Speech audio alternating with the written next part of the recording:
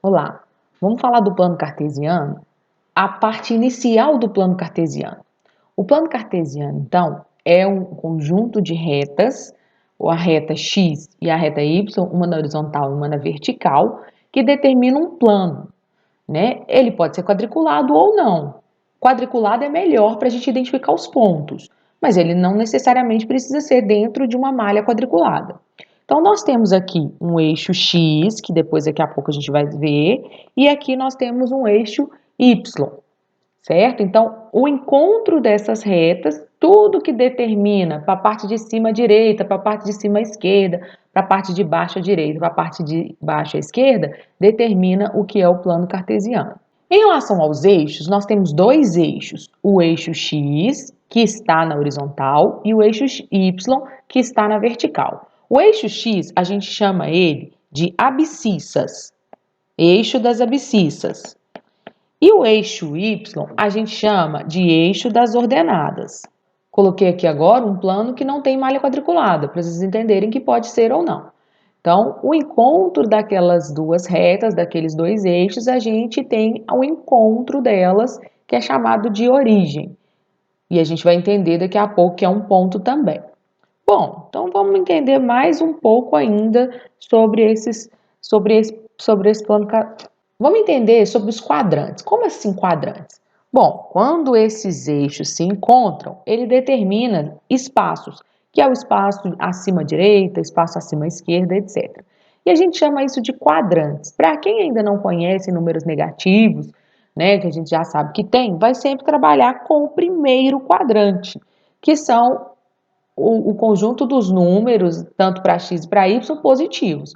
Mas a gente tem os outros quadrantes. E a quantidade de quadrantes, a ordem dos quadrantes, é definida no sentido anti-horário. Segundo quadrante, terceiro quadrante e quarto quadrante. Cada um daqueles quadrantes tem um comportamento específico, tanto para x quanto para y. Não esquecemos que x horizontal, y na vertical. E para que esse x e esse y? Esse x e esse y é justamente para nos identificar os pares ordenados.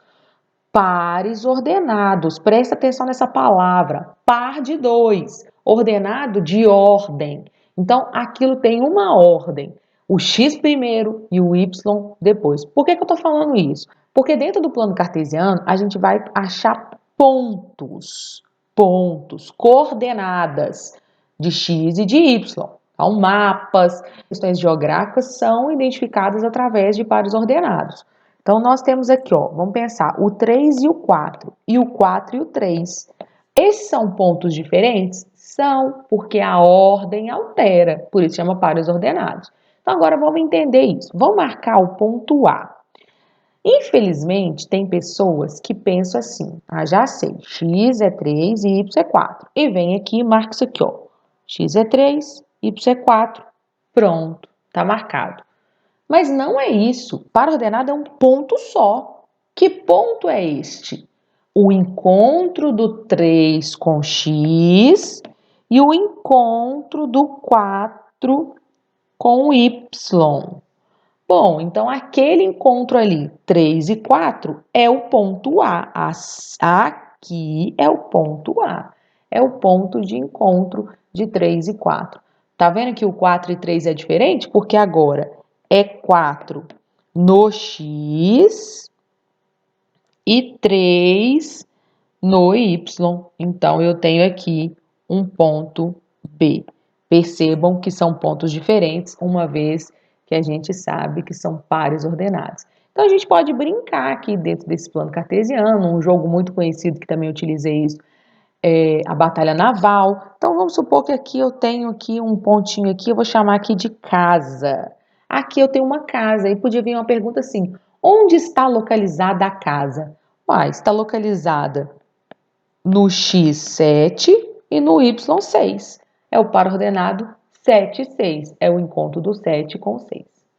É isso, pessoal. Um abraço e até mais.